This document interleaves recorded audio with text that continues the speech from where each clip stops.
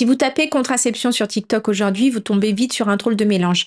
Des conseils médicaux donnés par des personnes qui ne sont pas médecins, des vidéos pleines de certitudes sans aucune mention des risques, mais surtout une avalanche de méthodes naturelles qui sont présentées comme sans défaut. Et ce n'est pas juste moi qui le dis, hein.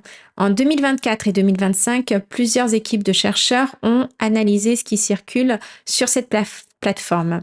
Et résultat, une majorité des vidéos les plus vues sont soit incomplètes, soit carrément fausses. Par exemple, une étude a examiné les 100 vidéos TikTok les plus populaires sur la contraception.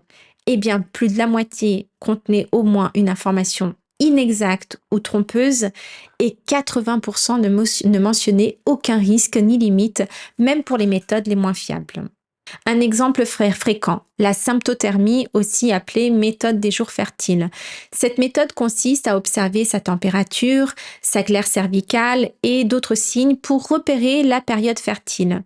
C'est efficace, hein, mais seulement si on suit les règles à la lettre, qu'on fait les mesures tous les jours et qu'on a un cycle très régulier. Autant dire que ce n'est pas aussi simple que ce que laissent entendre beaucoup de vidéos TikTok.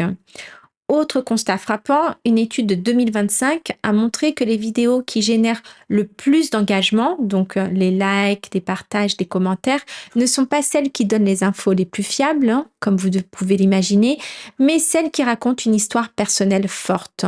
On retrouve le schéma dont on parlait, un récit marquant, un avant-après bien visible et la conviction qu'on détient une vérité cachée. Les chercheuses de l'université La Trobe en Australie résument clairement la situation.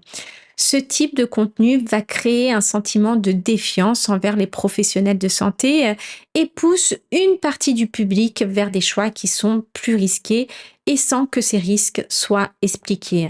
En gros, ces vidéos donnent l'impression que les médecins ne veulent pas vous dire la vérité, veulent vous voir malade, et beaucoup de gens finissent par y croire.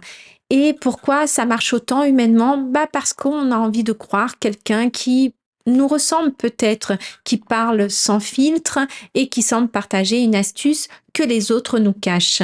C'est humain, hein, mais c'est aussi un piège.